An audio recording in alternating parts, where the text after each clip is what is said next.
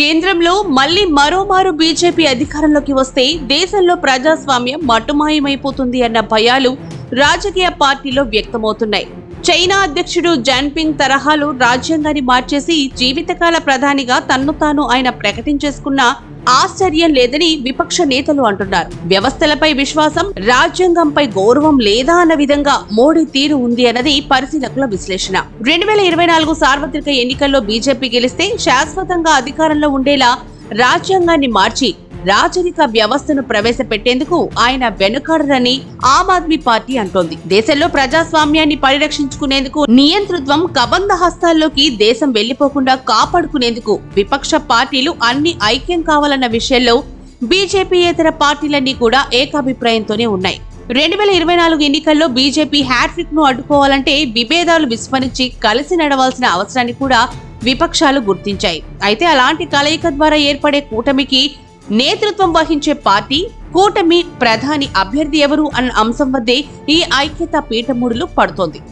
ఎవరికి వారు నాయకత్వం ఒక సమస్య కాదని చెప్తున్నప్పటికీ ఆచరణ, కార్యాచరణ విషయానికి వచ్చేసరికి అదే అంశంపై పట్టుబడుతున్న పరిస్థితి. నిజానికి 2024 ఎన్నికల్లో బీజేపీని ఓడించేందుకు ప్రతిపక్షాలు ఏకం కావాల్సిన అవసరాన్ని ఒక్క బీజేపీయేతర పార్టీలే కాదు, జనం కూడా గుర్తించారు. అంతెందుకు, ఇప్పటికీ బీజేపీ నేతృత్వంలోని ఎన్డీఏలో భాగస్వామ్య పక్షాలుగా ఉన్న పార్టీలు కూడా గుర్తించాయి. 2024 ఎన్నికల్లో ప్రధాని మోడీని ఓడించాలంటే విపక్షాలని ఐక్యంగా పోటీ చేయాలని కాంగ్రెస్ మొదలు కమ్యూనిస్టుల వరకు, తృణమూల్ మొదలు డీఎంకే వరకు అన్ని జాతీయ పార్టీలు, ప్రాంతీయ పార్టీలు కూడా గుర్తించాయి. అయితే కలిసికట్టుగా ముందడుగు వేసే విషయంలో మాత్రం వాటడుగులు తడబడుతున్నాయి. అదలా ఉంటే విపక్షాలను ఐక్యం చేసేందుకు బీహార్ ముఖ్యమంత్రి, జేడీయూ అధినేత నితీష్ కుమార్ తీవ్ర ప్రయత్నాలే చేస్తున్నారు కూడా. అలా బీజేపీయేతర పార్టీలన్నిటి కృషి ఫలితంగానే విపక్షాల ఐక్యత దిశగా ఒక అడుగు పడింది. ఇండియా కూటమి ఆవిర్భవించింది. అయితే ఆ కూటమి బీజేపీ ప్రత్యామ్నాయంగా దూరదృష్టి కలిగిన జాతీయవాద కూటమిగా ఎదిగిందా, ఆ దిశగా అడుగులు వేస్తుందా అంటే సంతృప్తికరమైన సమాధానం మాత్రం రావడం లేదు. అయితే ఇందుకు కారణాలు సుస్పష్టం. బీజేపీతో పోలిస్తే కాంగ్రెస్ ఒకంత ప్రజాస్వామ్యయుత పార్టీ అయినప్పటికీ భాగస్వామ్య పక్షాల పట్ల, మరీ ముఖ్యంగా ప్రాంతీయ పార్టీల పట్ల పెద్దన్న పాత్ర పోషిస్తూ వాటి ఎదుగుదలకు అడుగడుగునా అడ్డంకులు పడుతుంది అన్న భయం కూటమి పార్టీల్లో పూర్తిగా తొలగిపోవడమే. ప్రస్తుత పరిస్థితుల్లో పేరుకు జాతీయ పార్టీ అయినప్పటికీ కాంగ్రెస్ బలం కూడా ఒక ప్రాంతీయ పార్టీతో సమానంగా పడిపోయింది అనడంలో సందేహం లేదు. అందుకే కాంగ్రెస్ ఏతర, బీజేపీయేతర కూటమి కోసం ప్రాంతీయ పార్టీలు గతంలో ఒక ప్రయత్నం చేసినా ఫలించలేదు.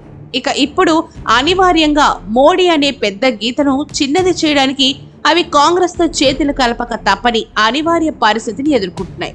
అయితే కాంగ్రెస్ తో చేతులు కలిపినప్పటికీ కూటమికి నాయకత్వం విషయంలో వాటిలో ఇంకా అనుమానాలు పూర్తి కాలేదు. దాంతో ఇండియా కూటమి అడుగులు తడబడుతున్నాయి. ఒక అడుగు ముందుకు పడింది అనుకునేలోగానే 2 అడుగులు వెనక్కి పడుతున్నాయి. తాజాగా కూటమి కన్వీనర్ గా మల్లికార్జున్ ఖర్గేను ఎన్నుకోవడం ద్వారా ఒక అడుగు ముందుకు వేసినట్లు కనిపించినా ఆ భేటీకి తృణమూల్, సమాజ్వాదీ వంటి పార్టీల గైర్హాజరీ కారణంగా అది ఏకాభిప్రాయంతో జరిగిన ఎంపికేనా అన్న అనుమానాలు రాజకీయ పరిశీలకుల్లో వ్యక్తమవుతున్నాయి.